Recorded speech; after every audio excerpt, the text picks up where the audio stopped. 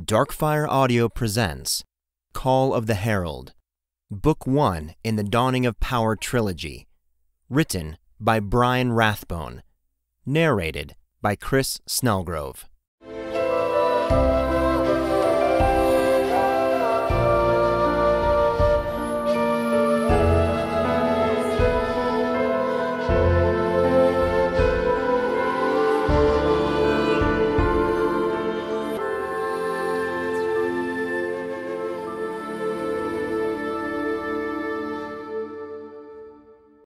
Chapter 5. In our darkest moments, we come to know the true measure of our souls. Ein Geist, Sleepless One. As dawn illuminated the valley, turning it into a rippling palette of light and shadow, Catrin and her friends could see the full extent of the storm damage. The majestic grove that had drawn them was no more. Not even one of the great oaks remained standing. They were strewn about the plateau as if felled by a mighty hand. Some were almost whole, but had been torn from the soil, apparently flung about. Others had been twisted, then sheared off, leaving fingers of wood sticking out from stumps, like splinters of bone protruding from grisly wounds. It was the lightning-struck trees, though, that disturbed Catrin most.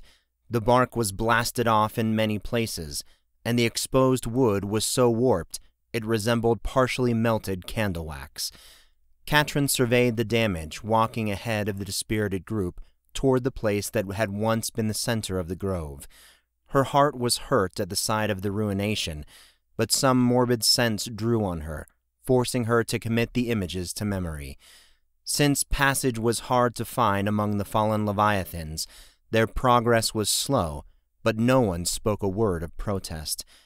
Catrin ran her hands along the fallen trunks as she passed them, bidding them a silent farewell. It took her a moment to recognize the center of the grove when she reached it. Tears filled her eyes, and her body trembled as she gazed upon the black stone. None of it had escaped damage. That which was not crushed under the fallen giants had been blasted by lightning and pounded by massive hail. All that remained was a mass of rubble and gray powder that crunched under their boots. Grapefruit-sized hailstones still littered the area, serving as poignant reminders of nature's power. Catrin turned wordlessly back to her friends, who remained downcast and silent. They had tears in their eyes, and she could see the fear in them. "It was so beautiful," Osborne said in a low whisper.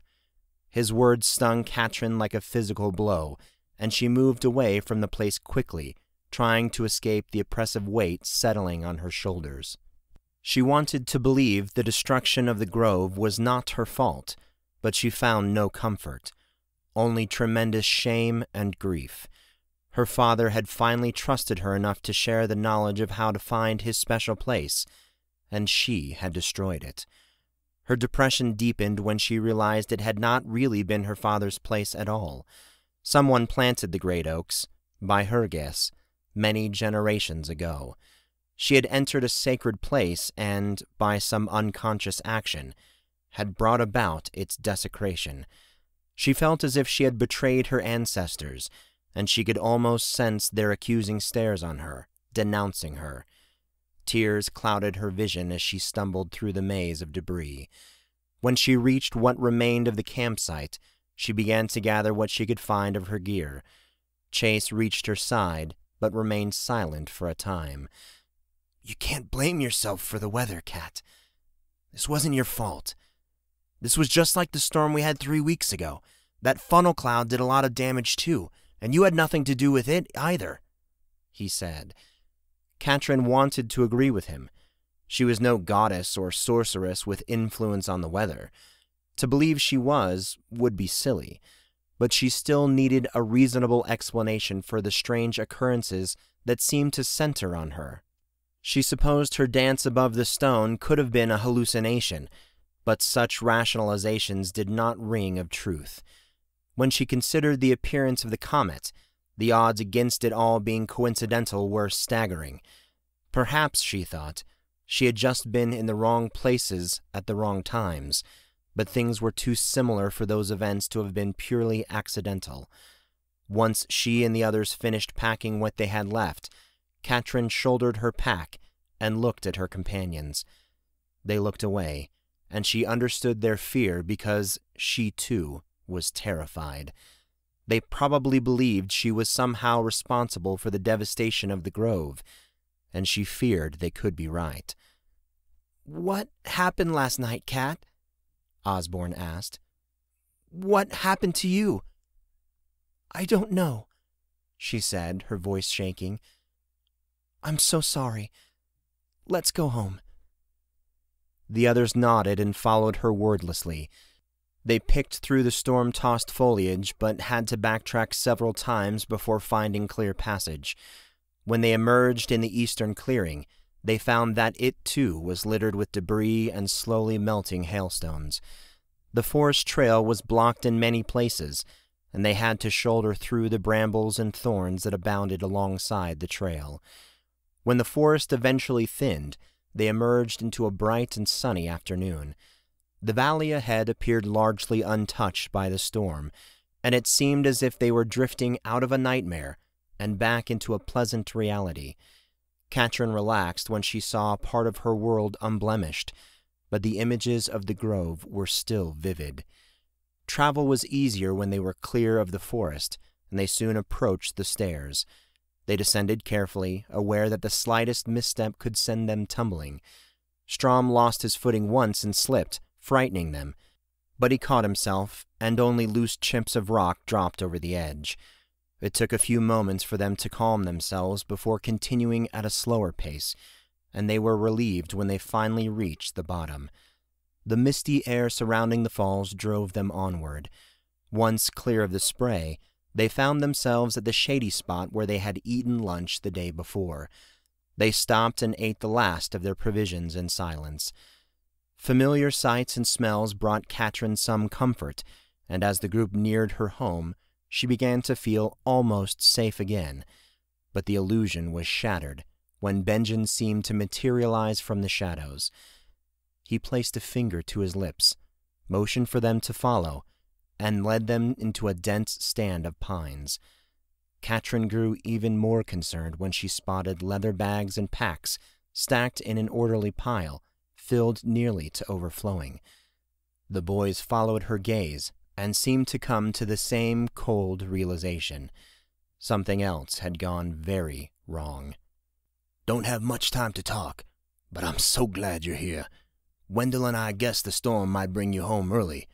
Couldn't be certain, but it saved me coming to find you," Benjen said just above a whisper. "Yesterday afternoon, you see, there was a huge crowd at the spring challenges, even though it looked like bad weather.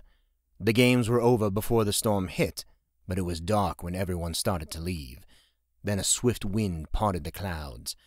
Don't know who saw it first, but people shouted and cried when the comet appeared, and didn't know what to do with themselves.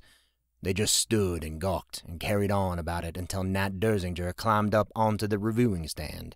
He started out rambling on that Istra had returned to the skies of Godsland, and Catrin's power meant she was the Herald of Istra. Yes, little miss, he called you by name. And now this morning, over a dozen fishing boats came back early, each saying they had seen foreign ships. The details varied from ship to ship, but they agreed on one thing. A large host of ships is approaching the Godfist. When they heard this, people panicked and started shouting. A bunch of angry citizens went to the farm looking for you," he said, nodding at Catrin. "Your father and I had anticipated trouble, and I was already packed when they got there. I hid until they left. Your father knows how to deal with people, and he managed to convince him he'd sent you to the cold caves. He said you were retrieving supplies and would return on the morrow. He told him he'd let them know as soon as you came back, little miss. He need not have bothered with that, for I'm betting the townsfolk are now watching every road and trail that enters Harberton. I'm just glad they didn't post a sentry here at the mountain paths, or we'd have been hard-pressed. Your father wanted to be here, but he knows he's being watched. He sends his love and will join us when he feels it's safe for him to escape." "Where are we going?" Catrin asked, her voice wavering. "High in the mountains, there's a spot Wendell and I found years ago. It's a good hiding place, and it has most of what we'll need to survive. Now, we need to get going. We don't want to meet up with the townsfolk, and they could send sentries here at any time. Strom, Osborne, come with us if you wish, but if you decide to stay, you must not tell where we are going. Chase, your father asked me to take you along, and I hope you want to come. He fears for your safety and thinks you'll be a help to us. I'll go with you, Chase said. Sounds like a long camping trip. I want to go, Osborne added a moment later. Strom seemed to struggle with some inner turmoil, and they watched as they saw him thinking. I hate to leave Miss Maris without a stable boy, and my mother will be without the extra income. But I'm a terrible liar, and I'd surely give you away if someone asked me. I think I should come too, he said. With that settled, Benjen repacked the provisions and distributed the bags. Each of them was carrying a great deal when they set off, their burdens heavier than just the weight of the packs. Benjen led them through the trees, staying as far from the open trail as possible and keeping to the shadows, even though it slowed their pace. They had covered very little distance when the fire bells began ringing. Even from a distance, the cacophony was startling and disconcerting. Benjen motioned for them to stop, dropped his pack and bag, and climbed a nearby tree. It took him a few moments to gain a clear view of the harbor. Once there, he scanned the horizon. Cursing, he scrambled back to the anxiously waiting group and tried to catch his breath. What did you see? What's happening? Chase asked, fear in his voice. The warning fires are lit, Benjen said. Which fires? Is the one near the watering hole lit? Strom asked anxiously. All of them are lit. The Godfist is under attack. His words seemed to linger in the air, and a feeling of impending doom crept across the group. Benjen cocked his head to one side as if listening intently. We need to go. Now. But my father, Catrin protested. Your father can take care of himself, little miss. He'd wring my neck if I let you go back there after him. You know he would. You're in far more danger than he is. Now go, he said firmly, his tone leaving no room for argument. He led them on a meandering trek from shadow to shadow. They moved as quietly as they could, but every noise seemed to echo across the valley. They heard no sounds of pursuit, but they would have had to struggle to hear anything over the pounding of their hearts and their labored breathing. Rather than head for the falls, Benjen angled north and east, and when they reached the eastern ridgeline, he started up the incline. It was a difficult climb, but it would take them into the neighboring valley Chinapa. It was narrower than the fertile Pinnock River Valley. Bramble and thorn bushes grew thick, and few ventured there. After having been hidden by the shadows, Catrin felt as if the whole world could see her on the face of the mountain. They climbed in anxious silence, occasionally disturbing loose rocks, which bounced down the steep incline with what sounded like a terrible clatter. Benjen occasionally stopped to scan the valley for signs of pursuit, but he saw none. Sweaty and tired, they crested the ridgeline and stared into the valley below. The descent into the Chinapa Valley was not as steep as their climb had been. Benjen continued to lead, moving carefully down the ridgeline at an angle to make the descent more gradual.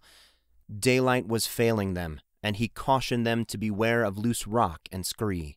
A few tenacious trees growing out of the rock face steadied them in treacherous places.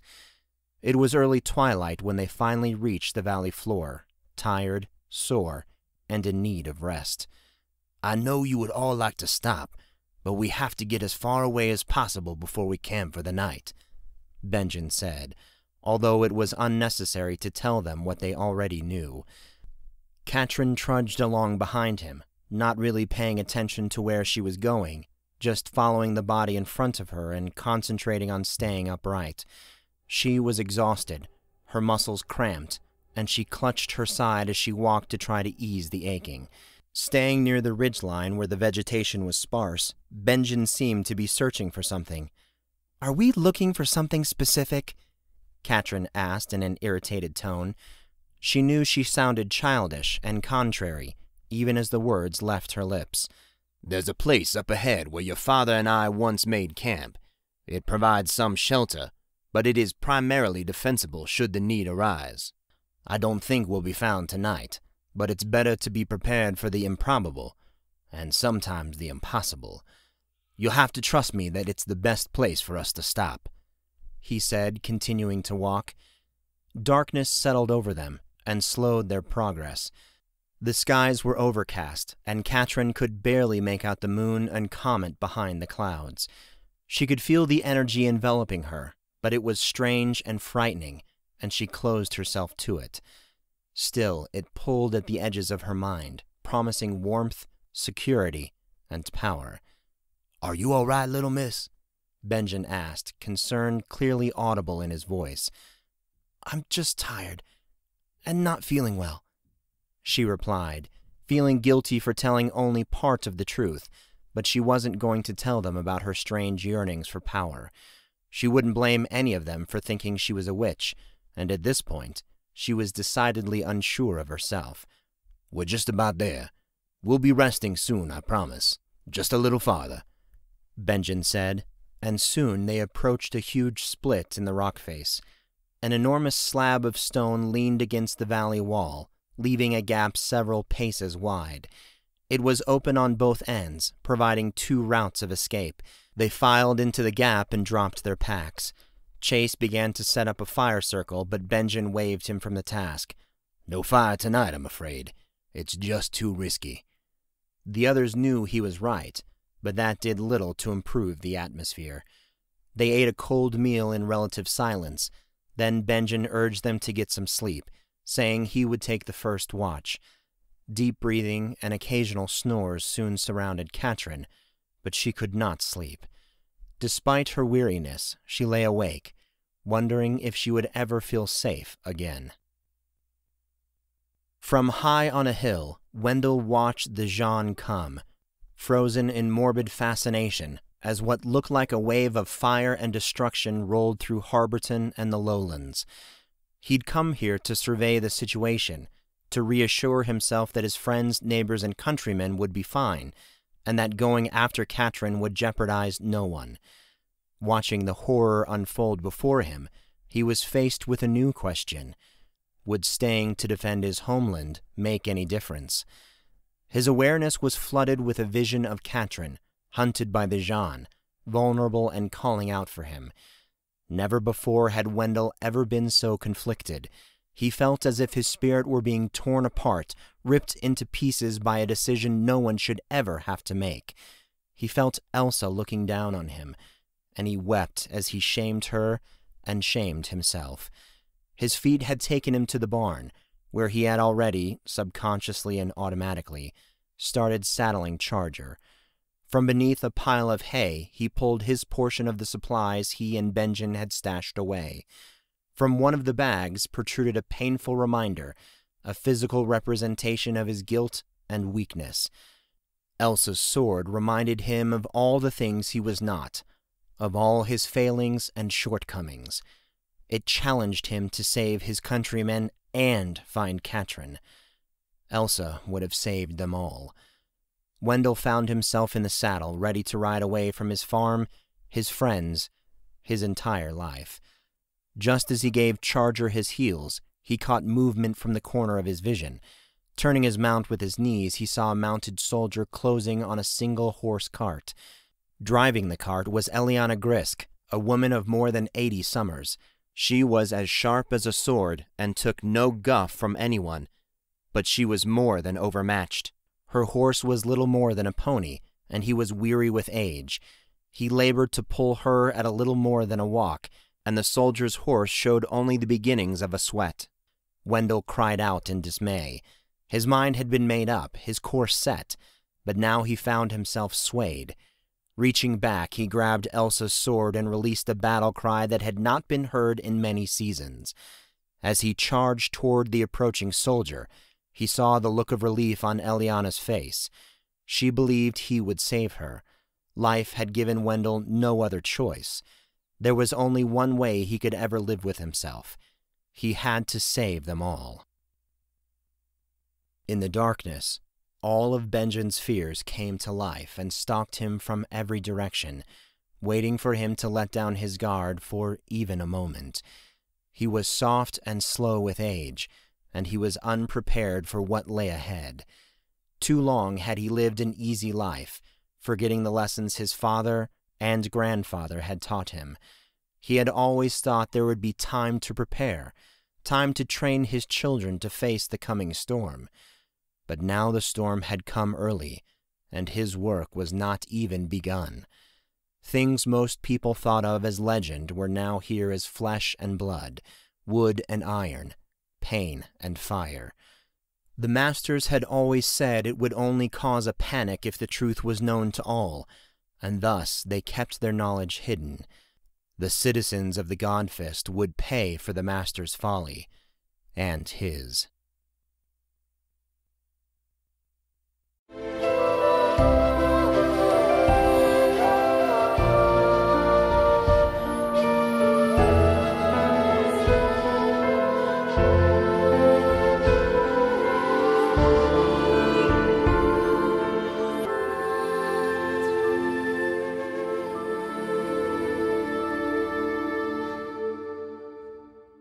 Hi everybody, Brian Rathbone here. Thanks so much for checking out the World of Godsland fantasy series. Be sure to pick up your copy of the free Call of the Herald ebook and get the audiobook for just $1.99. It's at bit.ly/audio199. That's bit.ly/audio199. You can also follow me on Twitter. I'm at Brian Rathbone. But